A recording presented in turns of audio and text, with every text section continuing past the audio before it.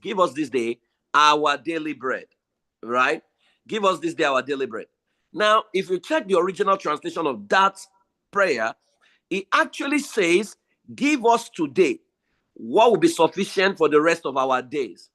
Give us this day what will be sufficient for the rest of our days. I think this year is that year where you will be in the room where what you will need for the rest of your days will be put in front of you. You will now decide whether you are accepting it or you are rejecting it, depending on your worldview. That's why the session I'm taking today is very, very important. So don't miss out in a room where opportunities are bound. Someone can ask you, oh, do you do interior decor? Yes, you do it, right? You have a sister company that does it. Then you can source for competent people to execute it. Number two, network with the right people to take on deals this year. Psalm 1 blesses the man who does not walk in the counsel of the ungodly. Make sure you don't walk in the counsel of funny people. Ungodly are transgressors. Transgressors are not necessarily fornicators or liars alone. Transgressors are people who miss the mark. So don't walk in the ideology of someone who cannot even meet his goals or meet his needs. So blessed is the man who does not walk in the counsel of the ungodly, does not stand in the way of sinners, right? A sinner, ungodly, is someone whose model you can't explain or doesn't even make sense, and then is full of compromise. The sinner is the transgressor. The scornful is someone who is a cynic. He sees what is happening, what is working, and he makes a fun of it. Meanwhile, his life does not reflect anything that is working. Say it will be it will be like a tree planted by irrigation channels. Now, irrigation is not natural, it's artificial in many cases. So it means you must build a system that sustains you year in, year out. Right. So that's number two. Number three, you need to show up in the room and have a sickle for harvest. The word sickle is very key this year. Showing up in the room will mean you cannot sit behind your keyboard and say, I'm a virtual person. Or the word, I'm an introvert, must never be found in your vocabulary this year. It must not exist at all. I'm an introvert. I don't like to go out. I don't like to attend meetings. See, the biggest deals are going to be stuck in odd places this year, right? And so when they invite you, don't stay back and say, no, it's not my thing. I don't like parties. I don't like all these things. Hey, you need to step out of your comfort zone. Your miracles are going to be motion sensitive this year. You know all those motion sensitive doors that closes, it never opens until you move close. So you cannot sit where you've always sat and just expect things to happen. It's never going to work like that this year. You need to move in the direction of things, and then the door, in fact, the door is already open. It's just waiting for you to move towards it. So you need to show up in the room and have a sickle for harvest. Sickle talks about your skill. You need to become conversant with what is happening. You can't stay in the typewriter generation and now want to function in the AI generation. You need to learn the basic, the things that is required, proposal writing, negotiation, policy writing, how to set up deals, how to close deals. These are critical things that you need to master this year. And lastly, be specific about what you truly want. When you find yourself in the room, don't just keep quiet and say, we are doing it for the Lord. Always ask, what is in it for me? I know many people in the religious circles don't like that. But you see, that is also scriptural. David asks, what shall be done to the family of the man who kills these uncircumcised Philistines? And so, don't shy away from asking, what is in it for me? Even if it's 1% or 0.1% of 1 trillion can make you for the rest of your life. I mean, if you are not a spendthrift, right? And so it's important for us to understand the power to ask. I don't know how many of you have been in part of a deal before, and then they made a lot of money, and then I expected them to compensate you, and nothing was given to you. And you started feeling sad and bad, and you held the person in offense for so many years, right? The person did not hurt you. right? You did not negotiate because you assumed. Of course, that's bad behavior. They should have considered you, but then you need to open your mouth. I mean, I was part of the deal many years ago where I was volunteering. Well, not really volunteering. I was working and then not on salary. Yeah, maybe I was learning, sure. And then we made like 1 million every day for like 24 days. And then I didn't hear anything. I wasn't feel very bad because I've learned the principle of serving. I was serving. So whatever was given to me was a privilege, not a right. But then when I started consulting, everyone who followed me out, I sorted them. I gave them sitting allowance. I gave them something, right? Because I knew how I felt and how my friends felt about that deal, and I didn't want that to replicate in the life of other people. So those are the 4 things that will define the year 2025, which is a year of profit and deals. I mean, it's a strange caption, isn't it? Anyways, so today we are looking at the power of manifestation. I mean, this month is a month of manifestation. And so we'll be looking at the power of manifestation, which is a missing link that is not taught. And not teaching it appropriately is costing many people without them knowing. Right. A lot of us have been victim of not understanding what I'm going to be teaching today. And consistently, it defines our life. Because unknown to many of you, you are a co-creator with God. And you are creating the outcomes in your life consistently without knowing. I see it in counseling, coaching, and therapy with people regularly. And I sit with people, some of them have been through divorce, and I'm asking them the question, what was your greatest fear before you got married? And they say to me, my greatest fear was being left alone by my spouse and having to go through divorce. I thought it was shameful. Now, a lot of them did not know that they unconsciously created the outcome, right, by the fear. Because for you to be afraid of something, it manifests as a picture in your mind. You imagine it. You even sometimes visualize it. I'll tell you a story. Many years ago, I kept on falling sick. I was having cough at school, right? I did everything. It wasn't working. And I remember that I'll be pitying myself, and then I'll be having imagination. The imagination conversations in my mind, which I've come to know as inner dialogue. And the dialogue will be a voice asking me, you know you're going to die. What type of coffin would you want them to use to bury you?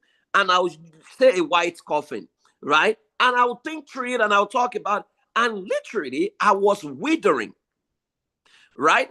And until I think I contacted the book, and then I totally changed my life. And I told myself, okay, this cough usually starts at 1 a.m. and it will subside at 4 o'clock. So I'll use that period to pray, right? So I'll be praying on top of my voice, and that was how that cough left, right? And so I learned firsthand that you can literally, if care is not taken, create positive and negative outcome.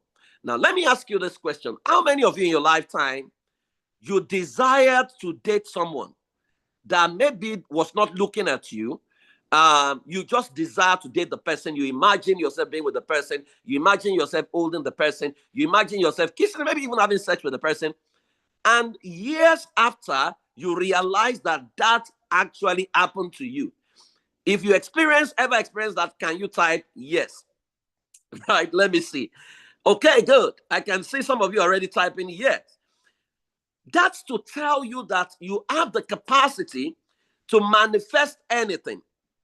Because unknown to many of us, there are so many laws that operate at your cellular and your unconscious level that your ignorance does not exempt you from the consequence of not understanding this law.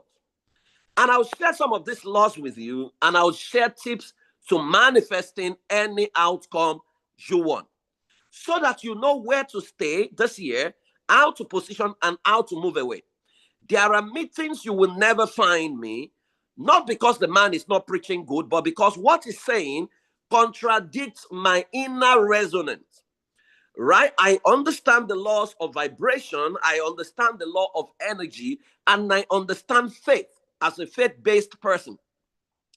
And I understand that if I don't govern my atmosphere, I can create and manifest an outcome I do not want. As a matter of fact, many of you are actively working to perpetuate or create the outcome you are experiencing right now. A lot of us thought ourselves, imagined ourselves into problem. A lot of us became absolutely fearful of being left alone, that you are now lonely. A lot of us actually were afraid of being broke, or you were afraid of losing money, and now it looks as if you have lost a lot of money. So perpetually, many of you are always thinking, I mean, I see people regularly who say to me that, Praise, I don't feel loved, right? And I ask them, what exactly is happening that you don't feel loved? I mean, what were you expecting? You are working in an organization. Were you expecting them to hug you every day? No. The result in an organization is performance and good attitude. You are hired to do four things. One, to make more money. Two, to help them save money. One, to help them make more money. Two, to help them save money. Three, to increase their market share. And four, to improve their brand. Those are the four reasons why anybody will hire you: to make more money, to save more money, to improve the market share, and to increase the market share, and to improve their brand. The workplace is not a love lounge. So nobody hires you so that you can parade yourself and move around, and they will hug you and they will give you a high five. You don't even have to be friends with them. Can you deliver on what you are hired to do? Now, when many of us experience what looks like an unconventional atmosphere and environment, you begin to create in your mind, I am not wanted here, they don't love me here, and your experience will align with your thought, right? And then you would say to yourself, when I work in that place, it was too toxic. Okay, it was toxic. What did you bring to the table? If it was toxic, why didn't you bring serenity? Because a lot of us, next week we'll look at the laws of attraction. You don't understand how the laws of attraction work. That you can literally create an outcome and blame it on other people, right? They don't like me. Why is it that you are the only one they don't like? Why is it that you are the only one everybody is against? If you check people who perpetually say they don't like them, right? Ask them, how many other people are in your life that you think don't like you? Then you hear things like, I don't think my mother likes me. I don't think my siblings like me. I don't think my father likes me. I don't think this person. Why is it only you? Can you check yourself and change your vibration and change your energy? Because a lot of us, once you begin to entertain the thoughts, they don't like me, they don't love me, right? I don't think they want me here, blah, blah, blah, blah, blah. Very soon you'll be on your way out. Not because they don't like you, but because you have created an energy that fits your conclusion and it manifests as your reality. And so there are a couple of laws I'll share with you today, about 8 of them, right? So that you can better understand how to manifest any outcome in your life. Because I want you to be able to manifest things this year. There are different levels of success. There is the one that you can chase. You will run around, run after this person, run after that person. That is possible. I mean, it's doable, which we call goal scoring. But there's a level where you create the outcome within you and it begins to chase you. So you can chase your dream, but your dream can chase you.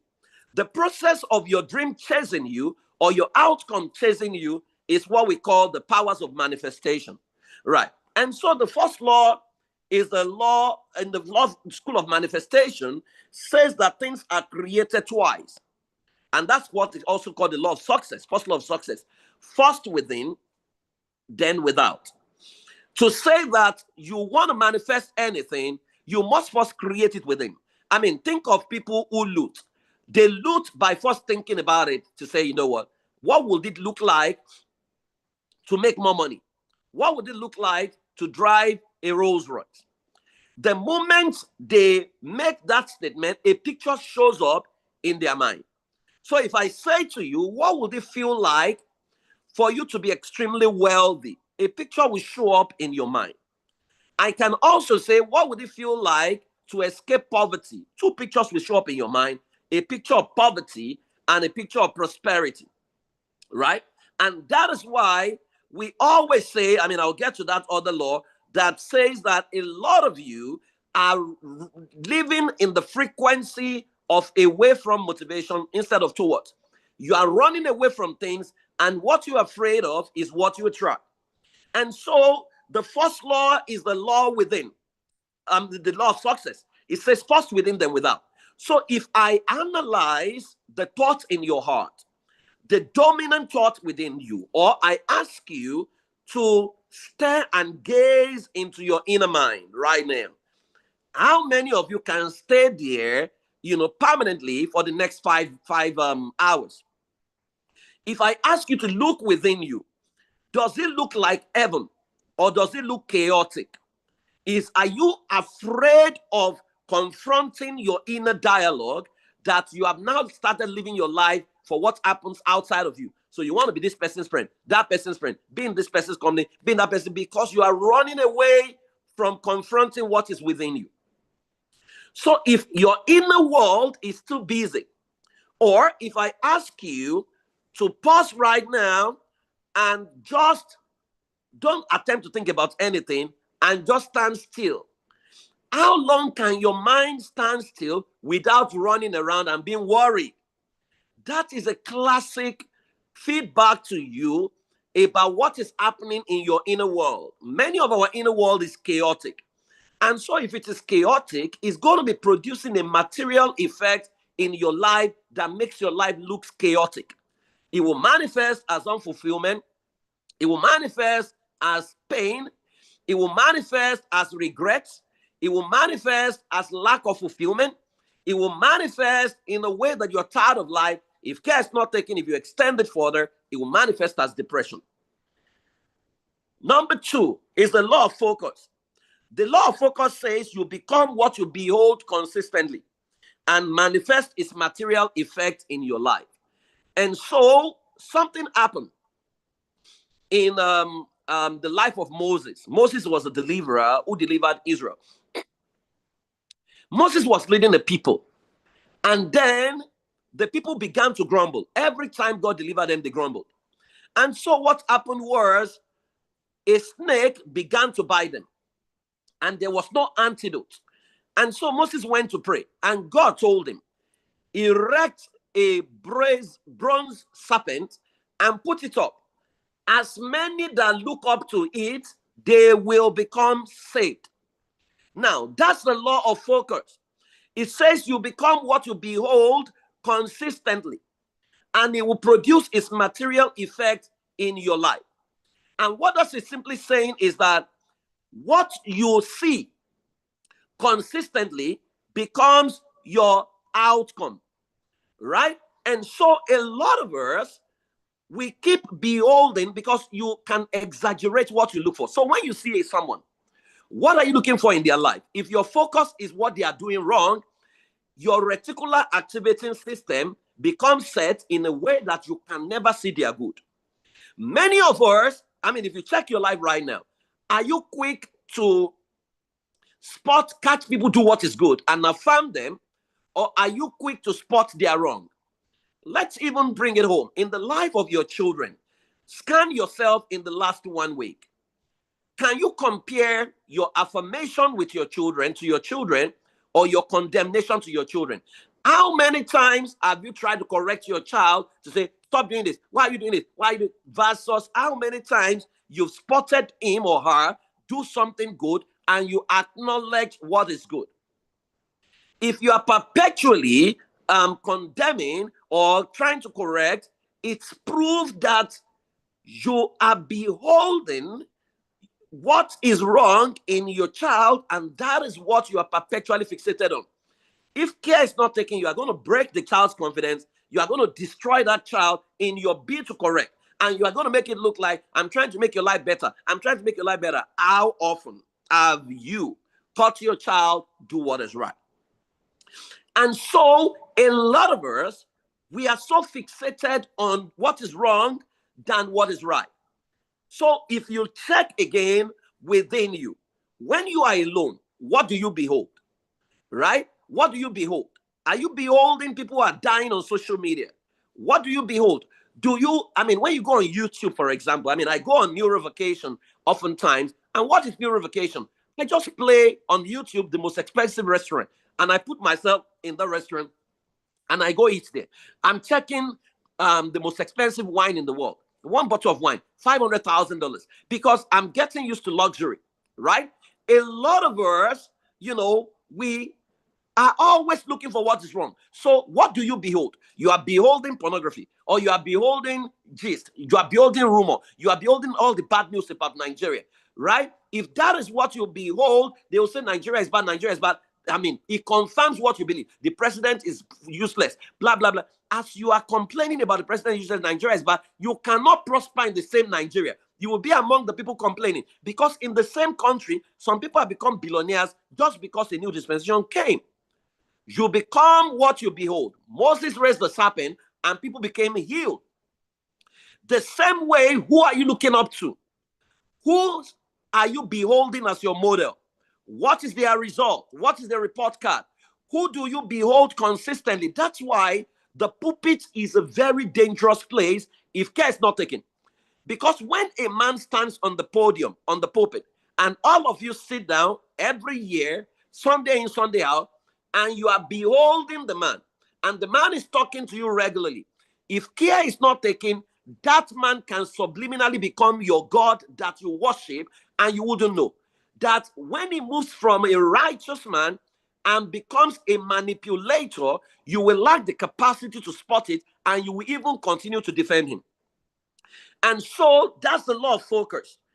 The third law is the principle of epigenetics, right? And the principle of epigenetics says that you can trigger a change in your gene expression without changing your DNA sequence by your dominant thoughts, nutrition, lifestyle, and imagination. So what it means is, so you hear some people say that in some families, they have a history of cancer. Now, someone in that family can stop the manifestation of cancer in his life, deploying the law of epigenetics. What the person needs to do is to do a complete lifestyle change, do a complete imagination change, and a complete diet change, and then thought process. So the person starts to see himself healthy, wholesome, right? The person starts to, eat what is right, exercise regularly, maintain a good stress level, right? That there's no stress in their life, eliminate sugar, right? The person will go through his life without experiencing cancer.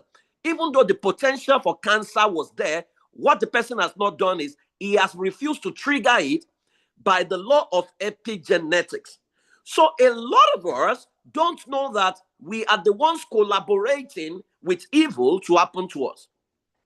Because this law says that the expression, right, of your gene can be controlled.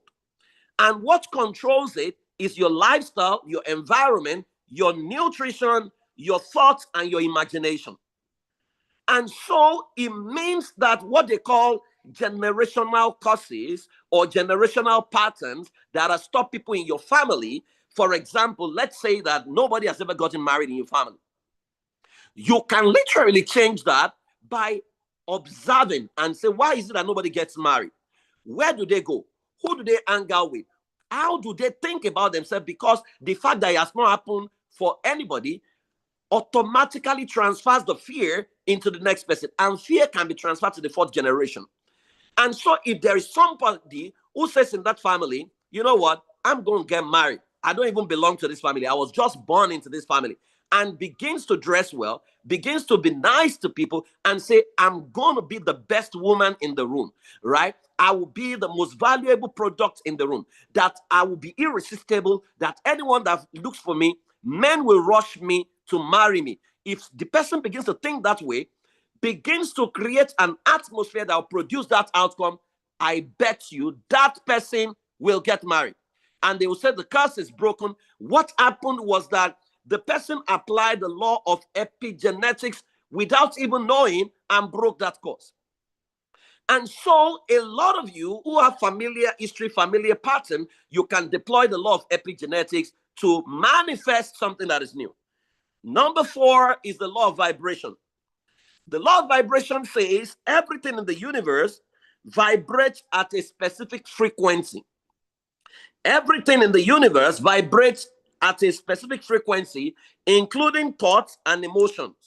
It goes further to say that to manifest a desire, you must align your vibrational frequency with that of your desire. What it's simply saying is, as a man thinketh in his heart, so is he. That you cannot say you want to manifest wealth and think the thought of poverty, right? And how do you know it? So somebody says, I'm going to be wealthy this year, I'm going to be wealthy this year. Then they say, oh, your daughter needs to go on a trip and the trip is $10,000. And fear just grips you to say, where am I supposed to find that money? You have defeated what you want to manifest. How you know you have mastered that is by saying, okay, we can do it. We can do it. The moment you say we can do it, you set in motion the laws that will bring the material equivalent of what you need into your life to bring it home for you. So this is what is happening. In the beginning, God created the heaven and the earth. The earth was formless, which means there was chaos. But it says God's spirit was above the surface of the deep. What happens was that God was seemingly overwhelmed. But God knows the key to addressing the overwhelm, because overwhelm means that you've allowed the problem to overtake you. So you have been drowned in the problem. And the key to overcome it is to raise your spirit above the problem, because the moment your spirit is above the problem, you can command it. You can't command what your spirit is below. So a lot of us are not manifesting certain results because we have not grown our capacity to be above the problem at a frequency where we can command it. And so what this law is saying is that your thoughts and emotion must align with the outcome you want to produce. That's why one of my favorite messages on YouTube is by Neville Goddard, "The feeling is the secret." To say that the thoughts you think, the imagination, the emotions you feel must align with the outcome you want, even when the symptoms around you, when your reality contradicts that outcome. Abraham was called father and he became father. Now, Abraham in his mind became a father the moment he was called a father. But many of us, you are waiting for manifestation before you now confirm to say, I am now wealthy. No. The way the law of manifestation works is you already are at the point of conceptualization. I am not going to be the best in my industry. I'm already the best in my industry by my understanding of myself, regardless of what the reality around me says or what the the people say. This is what I've chosen to believe, right? And I believe it with the whole of my heart, and it's not a cliche. I am thinking about it. I am walking it. I am talking it. I am thinking it. If that is what I have chosen to believe and I perpetuate it, very soon I'm going to produce that material equivalent. And people will say, oh, that guy is number one in the world. That guy is the best in the world. But I saw it way before. Right. And that takes me to the law, the fifth law, which is the law of attraction. The law of attraction says like attracts like, right? So you magnetize, your type per time. Whatever you focus on, think about, and feel, we attract similar energies into your life. Now, I'm going through this long route so that you understand that there are natural laws that govern everything on this planet. Some of you know them from scriptures, but some of you know them from science. I mean, these are all, physics, quantum physics, basically. Right. The laws of attraction says like attracts like, whatever you focus on. So ask yourself, what is your focus this year? What is your focus, your dominant focus every day? Is it lack? Your bank account that is low? Your fears? What is your dominant focus? Some of you are focused on your fear, not what is possible.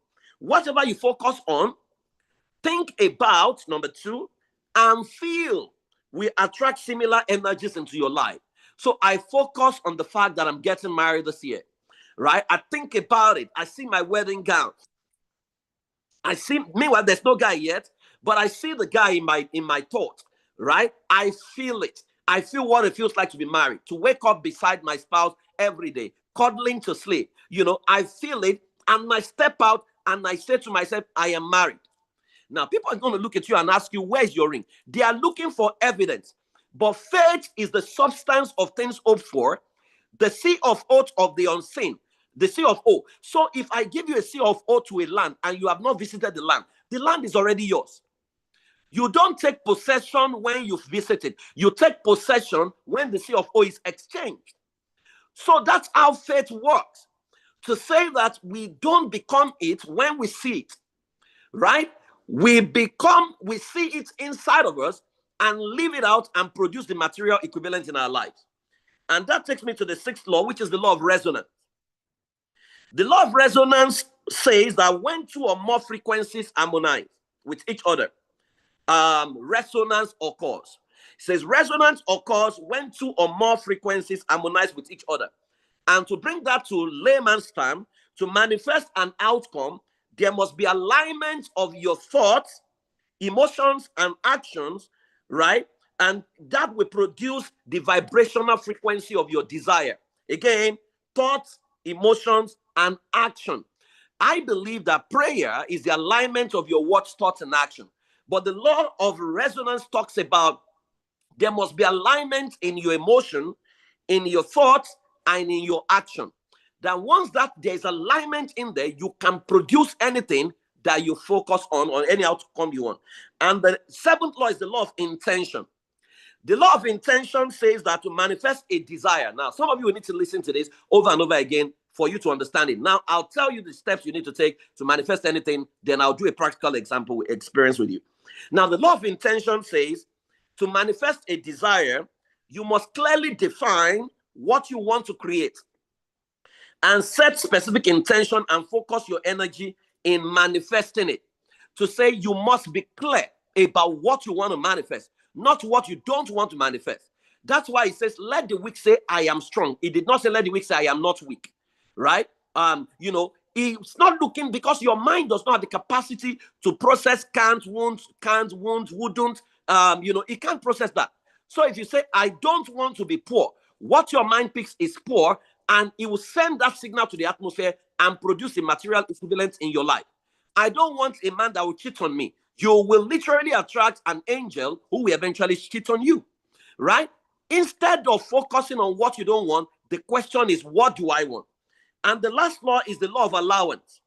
Allowance says to manifest anything, you must be willing to let go of thoughts that can hinder what you truly desire. This including cultivating a sense of trust, faith, and surrender, and allowing the universe deliver what you want. What it's saying is that, what is that thought or that fear that can stand in the way of you manifesting your desire? The law of allowance says that to manifest anything, you need to let it go. The thought that keep you small, the thought that makes you believe that you need certificate to attain certain heights. Meanwhile, the world will show you that there are people without that certificate who have achieved the same height, right? And so it's saying that you need to scan your mind, and for every outcome you want, you need to ask yourself, what exactly is in me that is likely going to stop me from manifesting this outcome? Now, having said that, I'm going to share with you 6 process to manifestation. If you want to manifest any outcome, you can try this out this week and come back next week. You will tell me exactly how this has worked for you. Because I don't want you to be ignorant, because many of us are self-sabotaging without knowing. The biggest part of the work is your inner work. There are things I want to manifest this month, for example, right? I have not seen any single evidence yet. But guess what? You can't convince me otherwise that it's not going to happen by the end of this month. I am totally lost in it. I'm living in the reality of it, and I'm in gratitude for it because I know it's done. Every time a contradictory picture shows up in my mind shuts it out because I'm not going to settle for less than the outcome I want to produce. So if you want to manifest anything, whether you want to get married, or you want to remarry, or you want to make more money, or you want to be loved where you work, the first thing you need is to clarify your intention. Clarify your intention. And what that means is clearly determine and define what you desire. Now, to do that, you need to be specific, conscious, and positive. Now, don't focus on what you don't want. Don't say, I don't want a guy that will cheat on me. What type of man do you want? I want a lovely, wealthy, C-suite guy, romantic, homely. Be specific. Now, every of these attributes I just shared are pictures in your mind.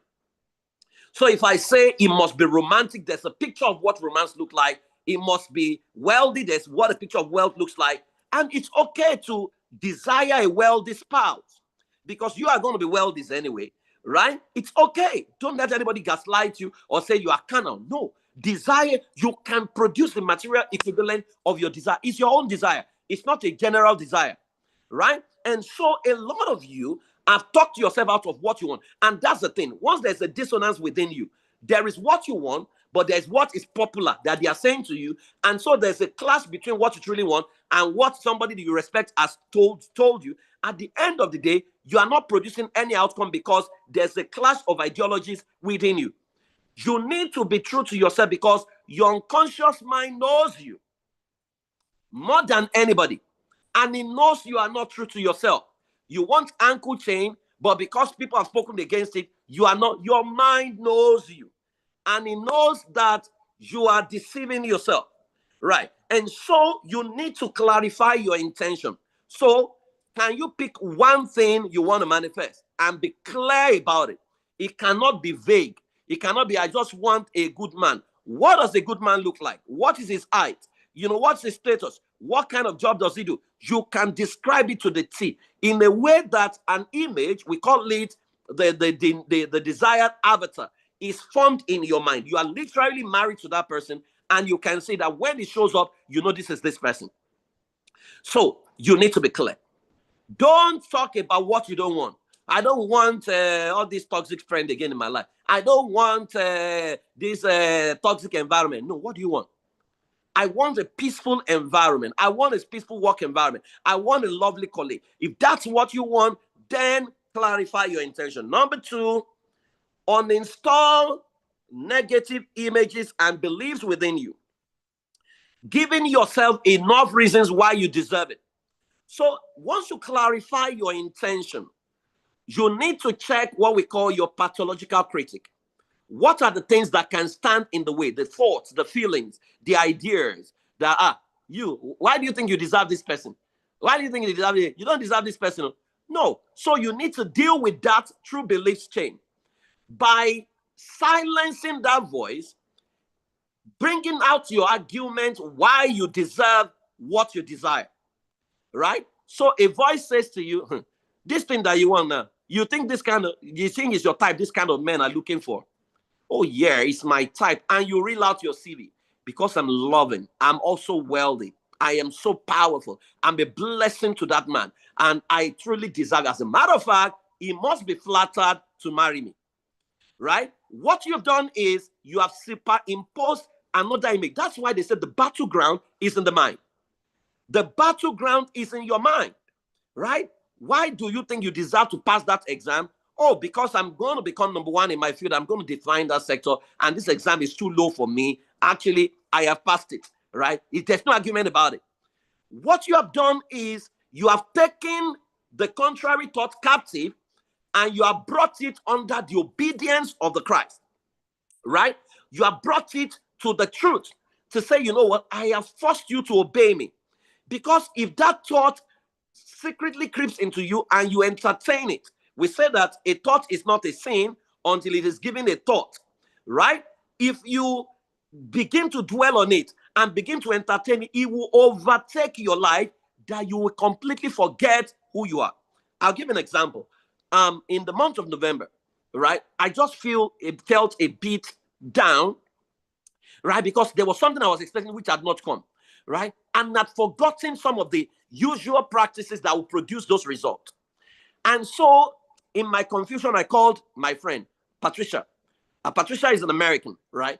And I called Patricia and I said, Patricia, he said, Praise, don't say anything. Let me share what I'm learning with you. And Patricia started sharing what she's learning.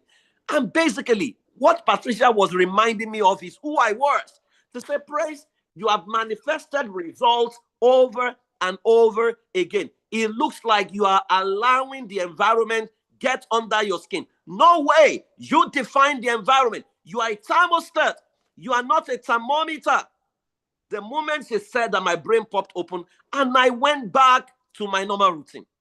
Right? So sometimes you know what to do, but the environment has totally messed you up, that you are now living your reality based on what you are seeing and the symptoms happening in your life and what is happening in your life and what is happening in your country, that you define your reality by what is happening in your current life. No, no, no, no, no. That's not who you are. You literally need to step into the reality of who you are and live it out.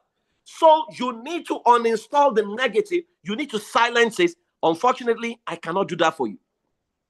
You've got to bring up your justification. It's like a law court. That's what happens in your mind. So there is, what do they call the lawyers now? There's a counsel and there is the other guy, right? And the two of them are arguing to say you have a reason to be guilty. You need to plead guilty. I say, no, I cannot plead guilty.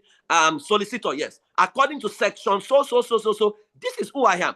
This is why I deserve this race. You don't have enough qualification, blah, blah, blah, blah. I don't have qualification, but then I know Mark Zuckerberg. He didn't have the qualification. Look at what he has created. I know Bill Gates. He didn't have the qualification. Look at what he has created. So it's not about paper qualification. It's about what I'm able to bring. And so I deserve this wealth. You need to argue with your case. Now, guess what? These are inner battles that you need to win. Number 3, you incubate. This is what I consider to be the most difficult part of the work. Incubation is step 3. And what that means is you create an image of what you want. You create an image of what you truly want. It's like shooting a movie. You need to shoot a movie of the reality of the outcome you want. So you need to shoot a movie of yourself married. You need to feel it deeply with your emotion. Your emotions must feel it as if this is real. I mean, if you have, I don't know, I mean, this is a bad example, right? People that masturbate, right? Or people that do phone sex or something like that. It's their imagination. They literally imagine they are with the person. They imagine they're having sex with the person and they reach a climax, right? That's exactly what this process is all about. You literally have to dream it to reality that it's almost as if, whoa, I don't know other life. I'm living it out. Some people call it fake it till you make it, right? You are living it out practically within you consistently, such that even though you are living in a small room, you've already visualized your mansion.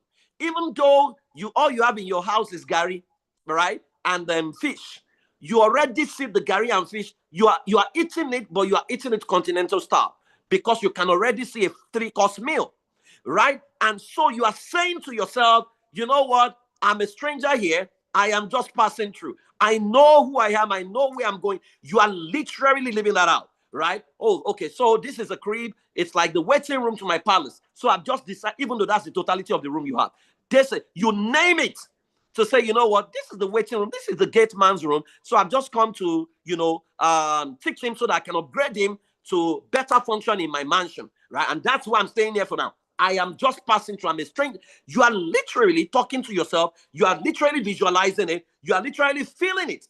And it's so real within you, right? That's the biggest part of the job. And that takes me to stage 4, which is raise your vibration. Now, raising your vibration is very close to stage 3. But this time around, you need to create an atmosphere that supports your outcome and fail to settle around for what doesn't fit into what you truly want. You have to have zero tolerance for messages, for people, for spaces, for places that does not speak. to the outcome you want to create. And this is so powerful, right? That a lot of us, we know what we want, but we are positioned wrongly. For example, financial success is what you want to manifest. You want to manifest $250,000, right? But you are literally sitting with people who are talking about one demon is after you, the demon from your father's house. The demon message may be good for some people. It's not good for you. And you cannot be emotional about your destiny, because anything that brings fear into you, anything that restricts your capacity to dare, to move in the gear you need to move into, is your enemy, no matter how good it is. In fact, my mentor puts it this way. Dr. Mao says, good things, the enemy of right is good. He says the problem with many people is that they are doing a lot of good things, which is not right for where they want to go. Because only the right things will produce righteousness, not good things. So many people are good, but they are not right. Right means they are not in alignment with who they want. They want to produce an outcome to become a billionaire, but they are sitting with demon wants to kill you. Demon wants to kill you. So by that, it shows that maybe the outcome they want to produce, they just want to survive. Because survival is you are afraid of death, right? And so you are perpetually living under death. I will not entertain that message for me based on where I want to go. If you are dealing with people from your mother's house, then that will be appropriate for you.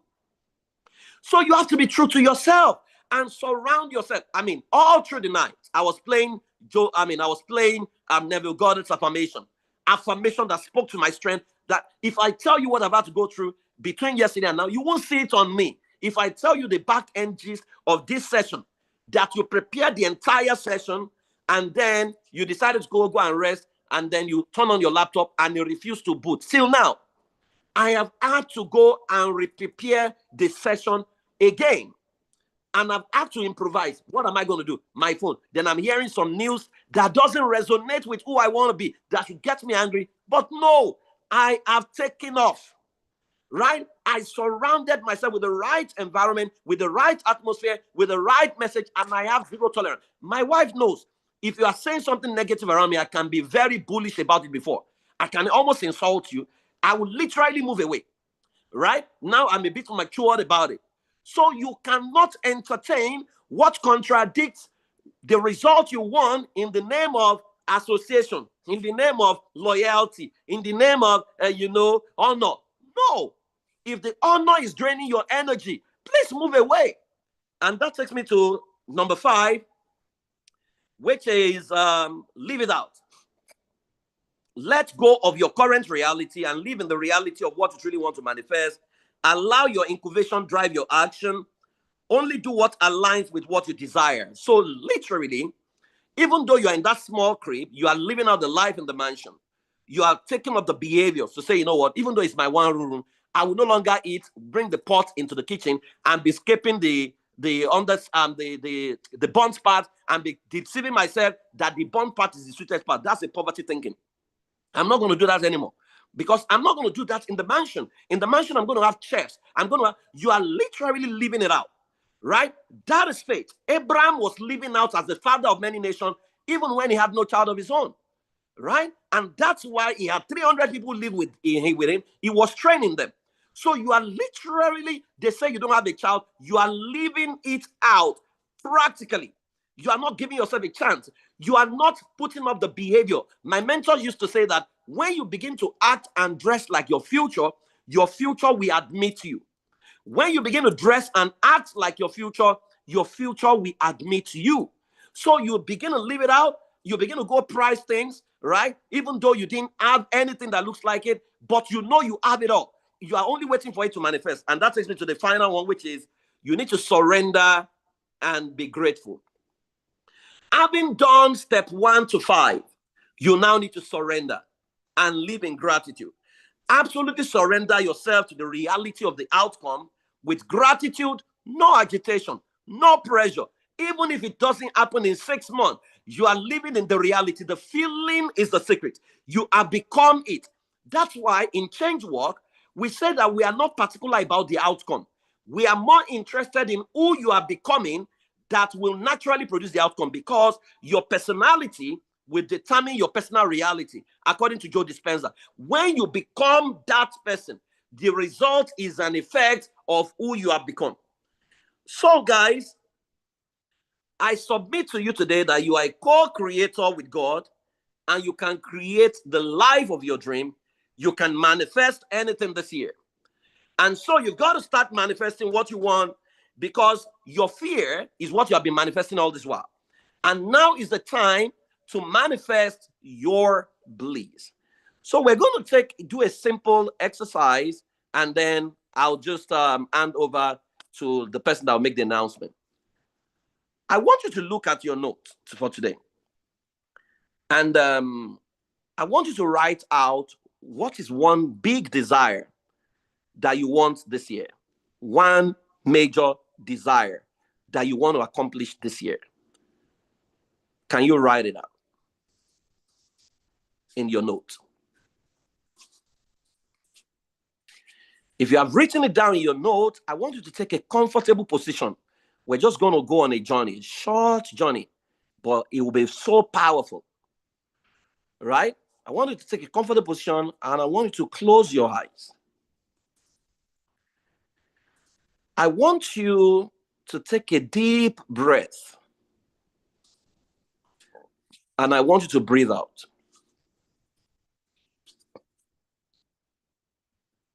Guys, I've manifested stuff in my life. I manifested my current state from a small room in Ekololu. I think my wife is on the call. She knows that office. A small place. I went there every day, 3 a.m. I went to create what I wanted to manifest. Right? I went to create it. I mean, the other day, we were looking at what we call the Workplace Bible, which is the Bible for my organization. And we had projected where we'll be till 2040. And I completely forgot about it. I was looking at 2025, and we were absolutely in alignment. It was unbelievable.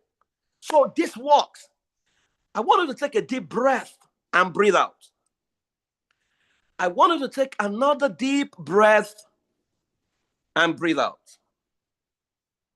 Now, I want you to, in your mind, go and create. I want you to put that outcome you want. Create a picture for it in your mind. It must be specific, detailed, to the T, not vague. Not that I want to be rich. How much? Not that I want to change my accommodation. To what? Is it a 2-bedroom? Is it a house? Oh, not that I want them to love me. Where? Who? What would it look like? I want you to be specific about the outcome you want.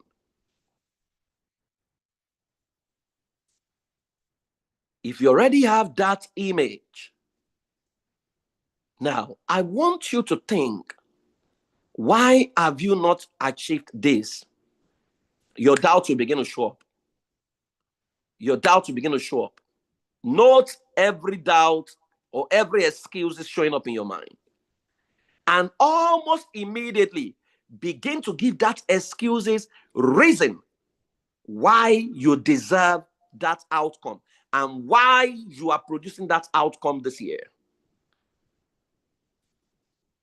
So if he says to you, it's because you are not earning enough. Oh, wow, I can create several outcomes and get into deals, and I can produce this result. Now, you need to get into a court case in your mind and argue your way out till you totally silence that doubt. Now, you need to do this work by yourself now. So go ahead, get into the law court and give yourself 1,001 reasons why you deserve that outcome and why that outcome needs to man. You are not speaking from a position of weakness. You are not speaking, you are not begging. You are marshalling your point. We say that the law court is evidence-based, about evidence, not emotion. Right? That the guilty person can go scot-free in the law court on the strength of evidence. So can you present your evidence to justify why that outcome must become your reality? Fantastic. Go ahead.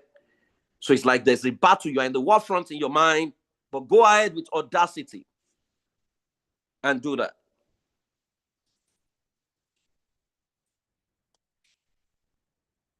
Fantastic. If you're done, I want you to look at the image of the outcome that you want. I want you to look at that image, and I want you to increase the image as if you are putting it on an LED screen. Magnify it.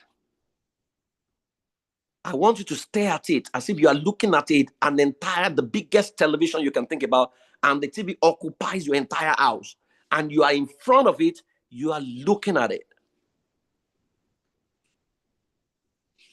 What will happen to you if that outcome becomes your reality? How would you feel? Can you feel exactly what that outcome will make you feel? There should be smiles in your face as you're looking at it.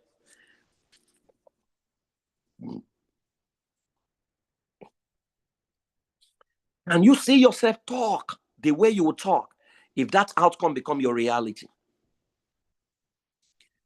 Where will you be able to go as a result of that outcome? You need to be shooting these images. You are shooting different scenes of the movie. Who will you be able to talk to or fraternize with if that outcome becomes your reality? What will you be able to do? What life would you be able to live if that becomes your reality? Where will you go for vacation? How confident will you be? How will you walk, talk? How will you eat? And where will you go to eat?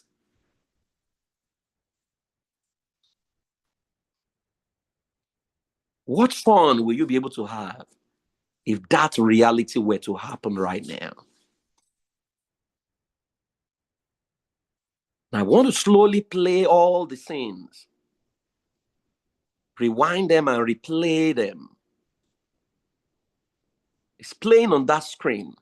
But this time around, I want you to step into the screen. So you are no longer looking at the screen, you are inside the screen, acting it literally out. I want you to do that in your mind.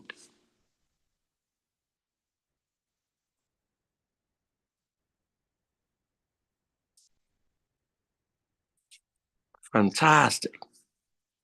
Now, the next step is raising your vibration.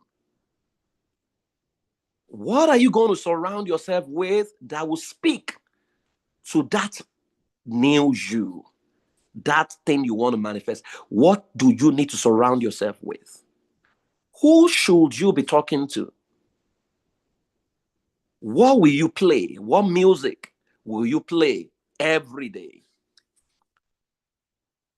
Who should you start talking to, listening to, rather? What kind of speakers? What kind of people? What kind of movies do you need to be watching on YouTube? Documentaries? Thrillers? Romance? Where should you be hanging out that speaks to that outcome?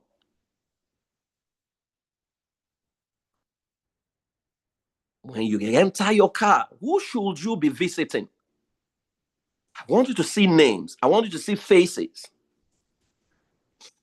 Because you are about to change your atmosphere totally and create the atmosphere that can deliver your dreams.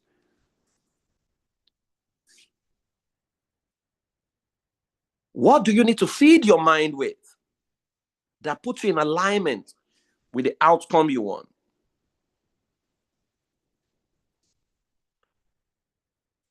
Now, I want you to see that outcome becoming you, and you are literally living it out. I want you to step in there, step into that outcome, and live it out in your mind. Observe what you're wearing, the car you're driving, where you're going, how you feel. Observe that you are literally living it out. It has become or reality? Observe the smiles. Observe who is with you. Whoa, this is splendid. So beautiful to see. I want to feel your emotion. It must be so real that you are not settling for anything that contradicts that. That is you. It's not going to happen. That is who you are now. That is you. Faith is now. That is who you are. Abraham was called father. He became a father. You are. I am that I am. So who is that you that have manifested that outcome? See that you. Say the things you will say. Move like you will move. Sit like you will sit. Hang out like you will hang out. Grant interviews like you will grant interviews. Because that is the ultimate you.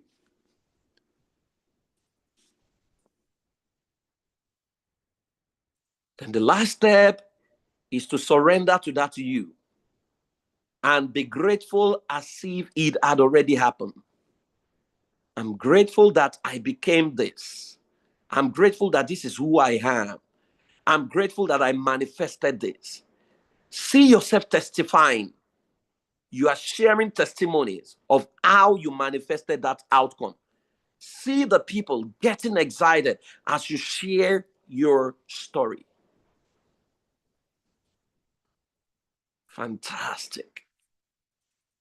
Gratitude. Gratitude. Now I want you to say slowly in your mind after me. This is the me that I want. And this is the me that I am. This is who I am. And I love this me. It's already my reality. And I do not settle for anything else. I manifest this me because I'm a co-creator with God. I am in the right alignment and I have the right atmosphere. I leave this me out because I have no other life. Everything I need comes towards me and it speaks to my magnificence. I am the best of my kind and I'm a co-creator with God. I have manifested the life of my dreams and I live in gratitude because I am so powerful. And now I'm guiding other people to manifest the life of their dreams. I am so grateful because 2025 is for manifestation. Now I begin to manifest every other thing I desire because I know how to make it happen. And it becomes my reality. Now, I want you to put your right hand on your chest and say to yourself, I commit to be loyal to myself this year and to choose me this year, to choose what speaks to my greatness, to stay where I am in alignment with my greatness, to listen to the right things that speaks to my greatness,